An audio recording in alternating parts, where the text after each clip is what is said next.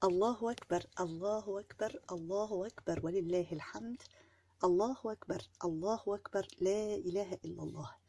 À la fin de ces jours bénis et à la veille de Yawm Arafah, subhanallah, je vais vous citer 3 hadiths, bi'inillah azza wa jal, et on va voir qu'est-ce qu'ils ont en commun. Le messager d'Allah sallallahu alayhi wa sallam a dit: j'ai vu un homme s'amuser au paradis pour avoir retiré une branche d'arbre se trouvant en plein chemin qui gênait les musulmans.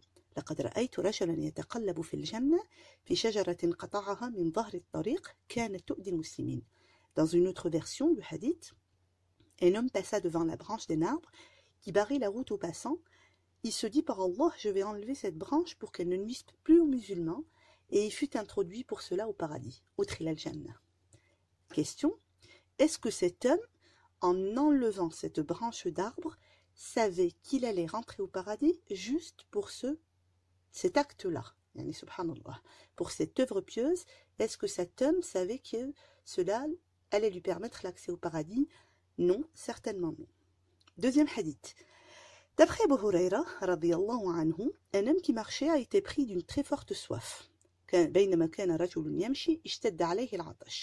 Alors il est descendu dans un puits dans lequel il a bu. Puis, lorsqu'il en est sorti, il a vu un chien qui tirait la langue, kalb yalhab, et mangeait de la terre tellement il avait soif.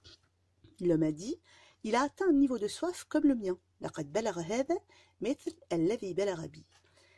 Alors il a rempli sa chaussure d'eau et l'a attrapé avec sa bouche, puis est remonté et a donné à boire au chien. Allah l'a remercié pour cela en lui accordant son pardon. Donc, question, toujours la même. Est-ce que cet homme, en descendant dans le puits pour abreuver le chien, savait que cela allait lui accorder le pardon d'Allah Azza wa Jal et donc l'accès au paradis? Non, certainement pas. Troisième hadith. Uthman, radiyallahu anhu, Uthman ibn Affan, s'est rendu vers le prophète sallallahu alayhi wa sallam avec 1000 dinars, qu'il a jeté dans la bourse du prophète sallallahu alayhi wa sallam lorsqu'il préparait l'armée de l'Usra, l'armée de la difficulté. جاء عثمان رضي الله عنه إلى النبي صلى الله عليه وسلم ب1000 دينار حين جهز جيش العسرة فنثرها في حجره.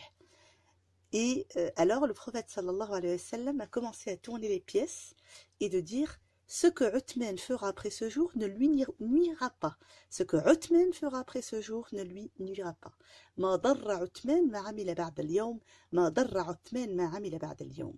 C'est-à-dire que, subhanallah, les péchés qu'il pourrait faire suite à cela ne lui causeront aucun tort, car ils lui seront pardonnés, subhanallah. Et Jaysh al-Usra, c'est l'armée pour l'expédition de Tabouk. Et Tabouk est une ville au nord de Médine vers laquelle Rasul sallallahu alayhi wa sallam a levé une armée durant le mois de Rajab, de la 9e année de l'Hijra, pour aller à la rencontre de l'armée romaine. Yani, subhanallah. Donc, question: est-ce que Uthman ibn Affan, en faisant cela, yani, subhanallah, en donnant en aumône 1000 dinars pour préparer l'armée du prophète sallallahu alayhi wa sallam, savait que cela allait lui effacer tous ses péchés et lui accorder le paradis? Non, certainement pas. Yani, subhanallah. Quelle est la conclusion qu'on en tire de cela? Subhanallah, on comprend qu'Allah Azza wa Jal nous a caché l'œuvre qui nous ferait rentrer au paradis. Yani, subhanallah. Comme dit Ibn Hajr, innaka la tadri ayyu hasanatin tudkhiluka al-jannah. Ibn Hajr nous dit: tu ne sais pas quelle est l'œuvre pieuse qui te fera accéder au paradis. Yani, subhanallah. Ça peut être en abreuvant un chien, ça peut être en donnant une aumône, ça peut être même, subhanallah, en ôtant une nuisance du chemin des musulmans. Alhamdulillah, on est dans les meilleurs jours de l'année, où le prophète sallallahu alayhi wa sallam nous dit: il n'y a pas d'œuvre meilleure que celle faite en ces 10 jours, les 10 premiers jours de l'Hijra. ما من أيام العمل الصالح فيهن أحب إلى الله من هذه الأيام العشر. يعني subhanallah. Et Inch'Allah, le jour le plus important, c'est le jour de Arafah, le 9 de Dhul Hijjah, qui sera demain, Inch'Allah. Le prophète sallallahu alayhi wa sallam nous dit: ما من يوم أكثر من أن يعتق الله فيه عبدا من النار من يوم عرفة. Il n'y a pas un jour au cours duquel Allah a franchi autant de serviteurs de l'enfer que le jour de Arafah. Yani, subhanallah. Donc demain, c'est, Inch'Allah, un jour d'affranchissement. Et donc il faut œuvrer, subhanallah, et faire beaucoup d'œuvres pieuses. Yani, subhanallah. Soyez bienfaisants envers vos proches, envers vos parents. souriez. Le sourire est une aumône en islam, yani subhanallah, faites des aumônes, faites des prières surrogatoires, implorez Allah Azza wa Jal de vous pardonner, que vos langues ne cessent d'évoquer Allah Azza wa Jal, subhanallah, walhamdulillah, wa la ilaha illallah, wallahu akbar, wa la hawla wa la quwwata illa billah, Allahumma salli wa sallam ala Sayyidina Muhammad.